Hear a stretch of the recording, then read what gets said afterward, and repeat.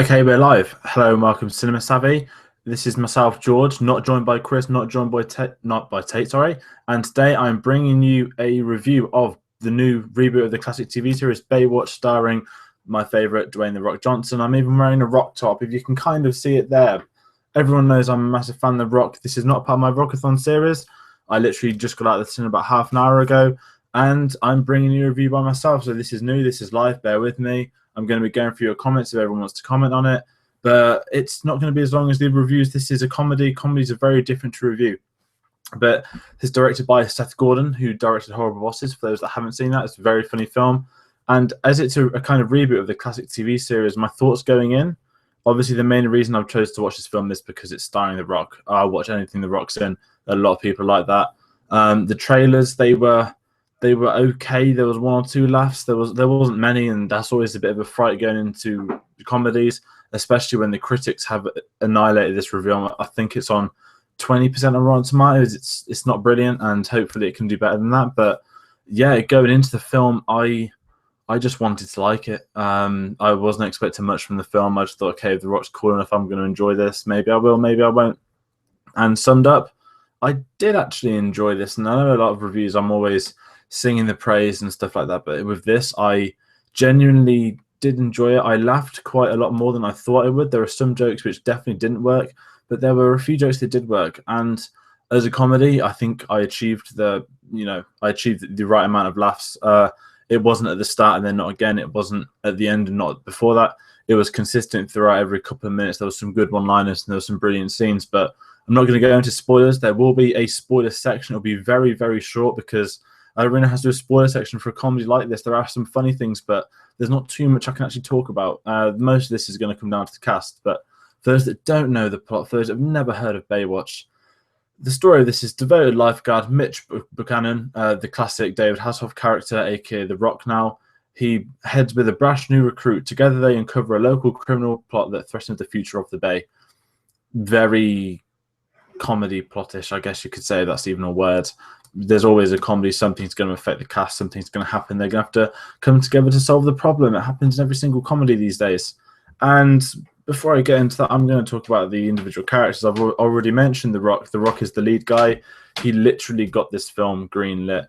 Anything he attached himself to, people will put money in there and invest in because they know they're going to get their money back.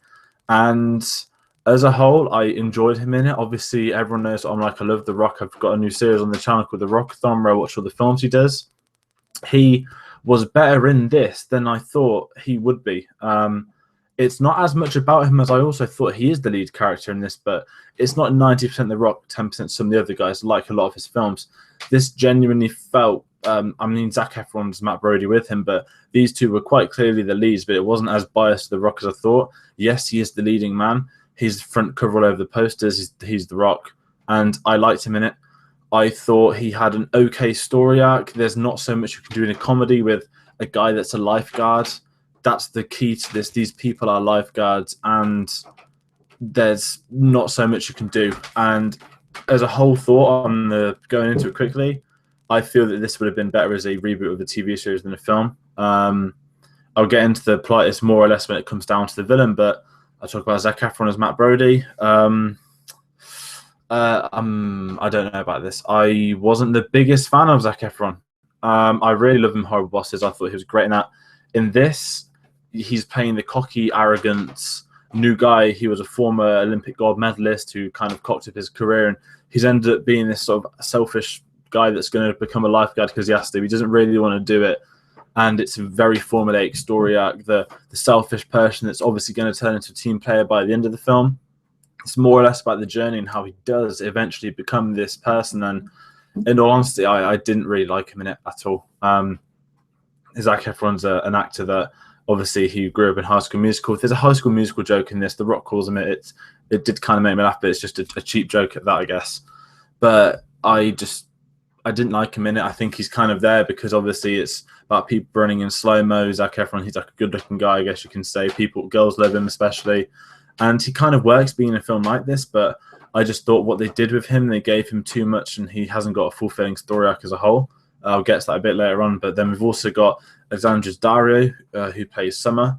She's the kind of love interest from Zac Efron. From what I've been reading of the TV series, those two were a couple. It's quite clearly hinted in the trailers for this film that there's going to be a love angle with them. And she was all right.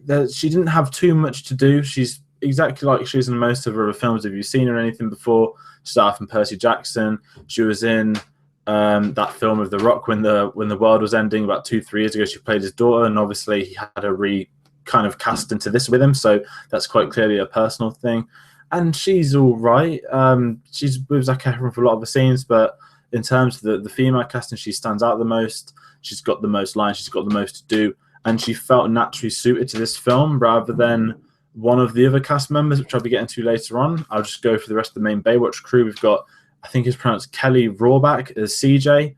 Don't know too much about if it's an original Baywatch character or not, but I mean, I've read she's a model, so she's obviously there for the slow motion running stuff. She has a love angle with one of the other lifeguards called Ronnie, who is played by John Bass. And this was maybe one of my issues of the film. He is essentially discount Josh Gad. And I say that literally. He's chubby. He has curly hair. He's there as the embarrassing character, as the sidekick. I think he's funny and he's all right in this, but I just cannot watch this and think they just wanted Josh Gad and he wouldn't come, so they just went for someone that's not as good. And that's a shame because he does have some good stuff, but I just felt like I've never seen this before. He's very much the laughing stock of the group. A lot of the laughs are meant to come from him. Like I said at the start, some of the jokes work and some of them don't. And I think with the character of Ronnie, it's very much the stereotypical chubby guy that's in the team full of fit lifeguard people who can save lives, and he's the kind of laughing stock. And to round out the main Baywatch guys, we've got an actress who I've never actually seen anything before. She doesn't have a Wikipedia page. Ilfina Shadira. She plays someone called Stephanie. She's the number 2 to The Rock. I thought she was one of the better characters in the film.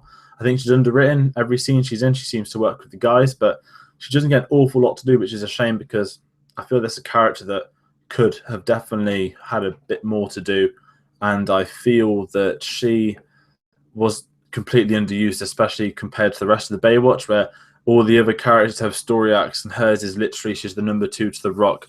Nothing more than that, nothing less than that. Some of the key sort of scenes, they take her away from the action, and they just have her either as ensemble or just not on screen at all. Don't even use the excuse that she's on lifeguard duty. She's just not there, so I genuinely don't know where I stand with that. I just thought she was severely underused. And we kind of round up the main cast with the villain, played by Priyanka Chopra. This was without doubt the worst part of Baywatch. She was the villain. The local criminal plot, I will go into more detail with her character later, but she essentially wants to, as a comedy would do, take over the Baywatch because it's all about the Bay. And she is awful. Every single line she delivers, it just doesn't feel right. I feel that she's only in this film to market to an international audience, and I always disagree with stuff like that. Even though, like Transformers, it was wrong where they just exploited China for more money. Age of Ultron tried it as well, and I feel like with Baywatch they're doing that. She is a terrible character. She has absolute no chemistry at all with any of the other actors, and it's a shame because when the Baywatch crew are together, I've really kind of enjoyed that. They clearly click as a unit together. You can tell they've had a lot of fun filming this, and whenever Priyanka Chopra comes on, it just completely takes the scenes down. I just sat there like, why is she here? She's offering nothing to this, and this is when I said it feels like it should have been a TV series. The plot they do with this, because it's a film, they have to try and have a plot, and it was just so common, you know, drugs turning up on the beach, and that's a bigger scheme of all which she has masterminded. She didn't work. You could have had many of our actresses or actors, whatever they wanted to do, be the villain for this, and it would have worked, but she was honestly awful. And when you've got someone like The Rock who reeks charisma, almost every film he's in, he's standing out in the limelight. Even when he had scenes with her, it didn't really work. Like, he'd have his smiley face, but I didn't feel that she was there for anything other than making money. Whether that's me of a controversial opinion, I just thought her delivery was wrong. The performance was abysmal. She had no chemistry with any of the other cast. Her story arc is even awful and predictable as it could be, and she completely brought the film down in my estimations. The rest of the people, I could have actually enjoyed a 90-minute film of these guys just sitting on a beach, more than I would have enjoyed this stupid subplot with the villain. That defeats the purpose of doing a film. This is why, again, it should be a TV series. But I'm going to kind of go in spoiler-free on the comedy as such. Again, this is a comedy. This is also an R-rated comedy. I think that's a key factor to play into things. R-rated is a very interesting, I think is the right word, with the target audience now, especially with Deadpool coming out. Suddenly it's cool to do R-rated things. Baywatch is a TV series. It's just people running on the beach and saving lives. There's nothing R-rated about that, whereas this, I feel that some of it was just kind of, okay, let's swear, let's have someone say the F word, let's have someone say shit. It's going to be really funny if we have these intercommon sentences, and I don't think it needed to be R-rated. There is one scene which I'll go into in spoilers where the R-rated is clearly needed for nudity stuff, but the rest of it felt so unnecessary. It felt like they were cashing in on a trend. It is kind of nice to see The Rock swearing, get him away from that PG ground. I've seen him in for too long, back to the old WWE days, but yeah, the R rating wasn't necessary, and I thought the comedy, as a whole, with the comedy genre, you get many types of comedies. You get clever comedies, you get Wes Anderson type comedies, you get a Michael Bay aspect of comedies, and with this felt more of the teen audience, the dick jokes, the stuff like that. A couple of them came out funny, but I honestly thought some of the best stuff between these guys was clearly improvised, and again, it felt like I was there with them. That's not necessarily a good thing. It's not strong screenplay skills at all. That's more relying on the chemistry of what's at hand. There is a fantastic monologue at the end, which is funny, but as a comedy, I think it barely works. I haven't seen the original Baywatch. I don't know if that's trying to take itself seriously.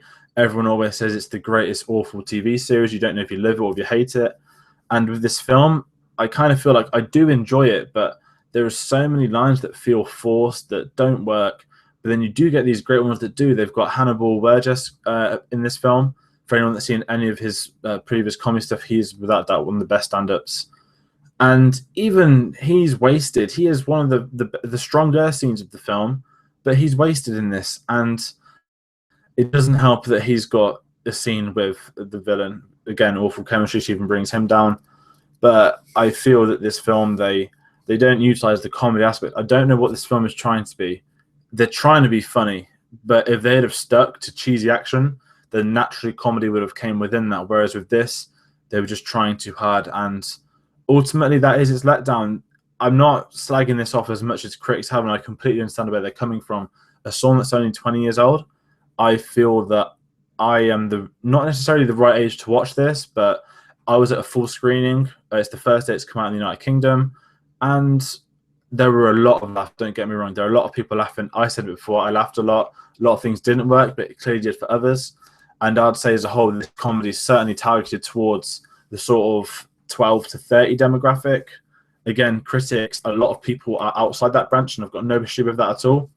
And there's been a bit of drama with The Rock saying critics don't understand Baywatch. I do agree with that slightly, because if you look at the average age of the critics, it's certainly not the target audience this film is being made for. I don't think it's fair. It's 20% of Rotten Tomatoes. This is not a brilliant film, but certainly in the sort of the 40s, the 50s, it's barely better. But this isn't a comedy that's crap. This is, I think, a film that over the years, it's not going to become some cult piece or whatever. This is a film that's going to make some money. They'll make a second one. And I feel like this could be something where it's kind of not hated on by people as such, but okay, they didn't need to make this film, but they've gone and made it, and we've took it for what it is. And I don't know where I stand with that. It's so bizarre. Not only doing a review by myself, but not having the others, because as a whole, I'd assume outright that Chris would hate this. Tate is seeing it tomorrow. I've got no idea if he'd love it or if he'd hate it, but I'd probably go with the hate aspect. He's not a big fan of The Rock, which I am. As a whole, with the cast, I feel that The Rock, he's not the saving grace of this film for once, because there is no saving grace. It's an ensemble piece. They all work within themselves. I said before, I'm not the biggest fan of Zac Efron in this, but there are one or two moments where he does work. But I feel that when they were filming this together, at the end there's a load of outtakes that would have probably worked fine, and you can tell they're having fun making it. But this is very different to what people are expecting when they say Baywatch is a comedy. And another thing I want to talk about is the music. We always talk about music on these reviews, that's why I've included it. Soundtrack is irrelevant to this film. There's one or two songs that you'd recognise off the trailers if you've seen any trailers to this film, but there's no normal score. Again, comedies, no one really thinks to soundtracks for comedies. I certainly don't.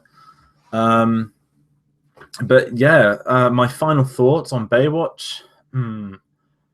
It's okay. It's not well, obviously it's not a masterpiece. It's not the worst thing I've ever seen in my life. It's kind of that 5 out of 10 if you're ever going to give something a rating. It's the middle ground. You're going to laugh at a few things. You're going to cringe at a few things. But I think ultimately, certainly in my demographic, you will come out of the cinema pleased. And I feel that my screening was like that. I think audience scores have been quite high on this as well, which says a lot about it, the demographics, the people that are going to watch it. But ultimately, this is a film that, would I say go watch this at the cinema? I think this is a film you can use to come onto Sky or come onto Netflix or something like that, because it is a comedy. You don't really need to go to the cinema to watch comedies. I've always kind of said that. They don't really get spoiled online. There's nothing to spoil about them. If I had the open choice of watching any film at the cinema right now that I hadn't seen, I would have gone for Pirates of the Caribbean. I did really enjoy Dead Men Telling Tales. You can check out our review on that. That wasn't just me. That was me, Chris, and Tate, which was a very fun review. But overall, this film, it's not good. It's not the worst thing in the world, but it's just thereabouts. It'll make its money back. It'll probably get a second one. And that's my spoiler-free section on Baywatch. And now, if you haven't seen the film, go leave and watch it if you genuinely care. If not, most of you probably do not care about this film. Then I'm going to go straight into spoilers. For those that don't know, I've saved it for here. There's cameos by Pamela Anderson and David Hasselhoff. It was kind of obvious they were going to come into it, but I saved them for the spoiler section anyway. Pamela Anderson comes in right at the end for no reason. Super slow-mo. I guess they just wanted to, she's one of the 2 most famous ones. She's now some new some lifeguard captain or some malarkey like that. Pointless cameo, adds nothing. Hasselhoff, on the other hand, second time in a month I've seen him cameo in a film at the cinema. Very odd. And I didn't mind him. He only really has a scene and a kind of, not a post-credit scene, but like the classic Pixar films, the credits have the bloopers. The bloopers finish with The Rock and Hasselhoff chatting with each other. And he's got that scene. He's got a scene in the film where The Rock's having a bad time and he does some kind of motivational speech. They are essentially playing the same character, and they do make a joke with that. But yeah, they're the 2 big cameos. No one else I recognized, except if anyone knows a Logan Paul. You might have seen him on YouTube, Facebook. He had a big part of the marketing for this film, and he had a very brief cameo. He's literally in the corner of a couple of shots. That's all there is with him. But spoilers, I can actually talk to the plot properly now. So I said about the villain. Essentially, she's got a drug system. Drugs are washing up on the beach. The Rock's noticing this. He's taking them to his captain, and essentially, the evil plan is to take control of the bay and privatize it. She's doing this by buying all the local land and by having drugs and murders happen on the beach. There's 2 murders in this. It's devaluing the local area, so she can buy everything for cheaper and have the master plan of having a privatized beach. Yay. Oh, and anyone that gets in the way gets killed. 2 people at that, sorry. One's Hannibal Burgess. Shame to see him go. He's one of the better things about this film. He only really had 2 scenes. I guess that they probably couldn't afford him. I was very shocked when I read he was in this. And the other one, anyone that's seen the US version of The Office, the most bizarre appearance of the year is Oscar from that in this film. It's very hard to not see him as Oscar from The Office, and he's just got a mild scene. He just gets killed because he's a corrupt councilman and he can't get the bay for her, so she has him killed because she is a ruthless villain, apparently. I really despise the plot to this film. Like I said earlier, there's not a lot you can do with comedy. This is why it should have been a TV series. This would have worked. It's a 40-minute, essentially the story arc of this film is Zac Efron becoming the selfish person into a team player. That would have been so much more satisfying to see over a TV series, because in a couple of episodes, Zac Efron, Daddario, and John Bass, they're all meant to be like trainees as such in this film. And you don't feel like that. You feel that they're on the Baywatch team straight away, and it finishes with them getting the red jackets. And I was kind of there, but I was sure they already had these. Again, would have worked as a TV series where they could have got that a couple of episodes in. But there's not much plot to this at all. I said she was a terrible villain literally every time she delivers a line, and then at the end there's a kind of smug remark where Zac Efron calls her creepy, and she goes, "If I was a man, you would call me." Christ, I've forgotten the word. It wasn't anything major, but it was just making a dig that she's not a man. I was there like, this film didn't need this. He's just called her creepy, and she's coming out and saying, I think dedicated was the word. And she just didn't work. It could have been anyone. You could have actually got a funny actor to do some funny lines as a villain. Nope, they didn't do that. Instead, they just have this awful, terrible actress who I never want to see in a film again for the rest of my life. Don't know why she's there. I literally think she's there to make money. One of the production companies is one of the credits with her, so I assume they've got some background politics in this. But yeah, that's the plot. I'm going to talk about one or two minor scenes. I mentioned the recruits. I liked that it was a training day. It starts off with people kind of not auditioning as such. They're going through an obstacle course to be lifeguards. I don't really know how they do that in real life. I just thought they got trained up somewhere and got a job and got paid for it, but they make out this is a massive deal. And I guess to the Bay it is. That's the whole point of it. It was cool seeing that. You got to meet the characters. You learn their perks. So like I mentioned with knockoff Olaf. Sorry, not Olaf. LeFou. I always forget his name. Doesn't matter. With his character, he's like the stereotypical chubby person. He's got a good heart. He's in love with this other lifeguard, and he's doing everything he can to impress her. I won't lie, one of the funniest jokes of the film in this came from him on the beach, where he basically he chokes on a sweet and she saves him, and at the end of it he's got a boner. And what happens is that as soon as he rose, he jumps to the floor. He actually jumps on like a wooden chair and he gets stuck in there. That sounds awful, and that sounds like cringe comedy. However, these had the biggest laughs. I laughed at this because the way they do it is actually very good, and you see it coming, but then you don't. And this is where the chemistry kind of fits, and you've got them smiling, laughing. It's a scene that shouldn't have worked, but it did. And it sounds terrible the way I just said it, but it was one of the funny moments. I guess the main story arc is Brody learning the ways of the Bay, going from the selfish person to the team player. He's got a backstory where he's won 2 Olympic gold medals. He's got a world record for like 200 meters swim, something like that. And essentially he was doing the relay and he threw it because he didn't like his team and cost America the Olympic gold medal for the sprint relay and swimming.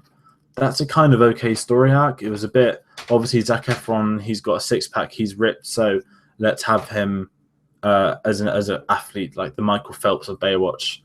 And I guess it worked, the story arc, but I don't know, I just wasn't into Zac Efron in it. I've seen horrible bosses, but with this, it felt really tacked on, I thought. And that's his thing, I guess. Is it spoilers? Of course it's a spoiler that he becomes the team player. It's obvious it was going to happen, but you can't spoil it just in case he doesn't. I guess in terms of set pieces, there's 2 big ones. There's a big action chase. It's in the trailer of The Rock on a jet ski trying to catch this guy. Before that, there's a scene in a morgue. Again, that's also in the trailer. It's not a good sign. Some of the better scenes are in the trailers. And they have to, someone's died and they do a lot of dick jokes with them, sort of taking pictures of him holding like the dick of a dead person in a morgue. I didn't really find it funny. There were a lot of laughs, but it felt more like the sort of cringe humor. There was 1 or 2 funny moments where in the actual morgue cages, there was like fat dripping on him. I thought that was funny. But as a comedy scene, there was a couple of laughs in it. It wasn't brilliant, and it had all been spoiled in the trailers, which is not, it's never a good time for comedies. Look at films like Jump Street where they hide all the funny stuff for the actual film, whereas this, they went all out in the trailers. I guess another big story part, after this big chase where The Rock saved the day, he gets sacked because he's basically gone off being a lifeguard. He's trying to solve the real crime at hand, and they're disappointed with him, and it's obvious they have a corrupt lifeguard captain who's in charge of them all, and he sacks him, promotes Zac Efron to the main role. The rest of the lifeguards don't like Zac Efron that much because he doesn't deserve it. And very stereotypical, The Rock's got a normal job as a mobile phone salesman. He hates it. Hasselhoff comes and gives him motivational talk, and then he comes back and saves the day. And by saving the day, he saves Zac Efron from drowning. Just comes out of nowhere. We knew this was going to happen. This is a comedy. Think back to Dumb and Dumber when they fell out. One of them comes back, saves the day. Horrible bosses. I think they fall out and save the day. Almost every comedy has someone saving the day after something happens to them. It's a very traditional formulaic story arc, and it was okay. It was nothing special. And I guess the big part at the end, my favorite scene in the film, The Rock does some massive monologue. If you thought Samuel L. Jackson's in Kong was good, then this was wonderful. It was the whole thing was a laugh about him being some like oceanic god. That he says like he gets scratched on the back by the like whale stuff. I'm not going to go into. I can't remember, but it was great. It was funny to watching it. And what he does, he just shoots the villain essentially with a giant firework that explodes her into a helicopter, and the rest of it. Was so happy she died. Awful character. She deserved to go out like that. And there's one or two little jokes afterwards of a hand falling down, landing on Zac Efron. Little things like that. Again, these were easy jokes. They were nothing special. And it was just a formulaic comedy. There's honestly not a lot to say in spoilers. I did laugh at some of the jokes. I've said this before. I do think it works as slightly as a comedy, but by having a plot, it actually defeats, to me, the purpose of Baywatch. And I feel they thought they had to have a plot. It had to be big and extravagantic because it was a film. If they'd have kept it simple, it would have been a lot better for themselves. Again, I'll say it another time. Should have been a TV series. If anyone's seen the Rock show Ballers, he's handled He Can Do TV. He's produced that with Danny Garcia, 7 Books Productions. I don't see why they couldn't have produced this as a TV series. It's got a 60 mil budget. Take away some of the unnecessary set pieces. You've got a nice TV budget there that a lot of people would probably tune in and watch, because not only would Baywatch be back, but it would have been compelling and the right cast to do a Baywatch series. And they could have had some ultimate big storyline, but nope, it had to be a film. Probably going to get another one. And yeah, that's all I've got to really say in the spoiler section. It's been very short. It's not so much you can say. Comedy reviews are very different to do. Because even though it's spoilers, you can't remember a joke left, right, and center from what happened. You remember key sequences. But my overall thoughts, including spoilers of Baywatch, it's there about. It's just been made. It's not the worst film in the world. It's certainly not good, but it's happened, I guess, is the right way to do it. The Rock's a delight as ever. The Baywatch cast are a delight. Seeing them work together, there is a lot of chemistry between the guys. And again, the villain is just awful, and she completely brings the film down, and with the need for a stupid plot that's extravagantic. But yeah, I guess that's everything I've got to say about repeating myself again. If you want, you can go watch Baywatch. And I'm going to plug some other stuff. Wonder Woman's out on Thursday. So we'll be having a review of that at the weekend. I'm assuming that'll be me, Chris, and Tate. Very intrigued to see that. I haven't really spoke about Wonder Woman before. I know Chris has done his reactions and had a lot of feedback on that. But you'll hear my thoughts on Wonder Woman for the first time this week. Tomorrow, I have a brand new episode of the Rockathon coming out. For those that don't know what the Rockathon is, that's my series where I watch and review every single film The Rock has ever been in. Not in chronological order. Tomorrow is the second episode. I'm reviewing Doom. Doom is a terrible film, so get ready for that episode. It's going to be funny. I haven't even finished watching Doom. It was that bad about to do it in 2 sittings. But yeah, we've got Tate's thought on films. He had Tom's best picture. We should have a Battle of the Brackets coming eventually. And of course, we've got Chris's reaction. So be sure to like us on Facebook, follow us on Twitter, subscribe to us on YouTube. Hit that bell notification, then you'll get every time we're streaming, every time we do something new, you'll get a notification for it. Because why wouldn't you want to listen to us slagging off more films that people might love? And yeah, that's everything I've got to say on Baywatch, the 2017 remake. Hashtag should have been a TV series. I'm George, and this has been a Cinema Savvy review. Thanks for watching. I don't know why you're watching. It was just me, but yeah, see you later.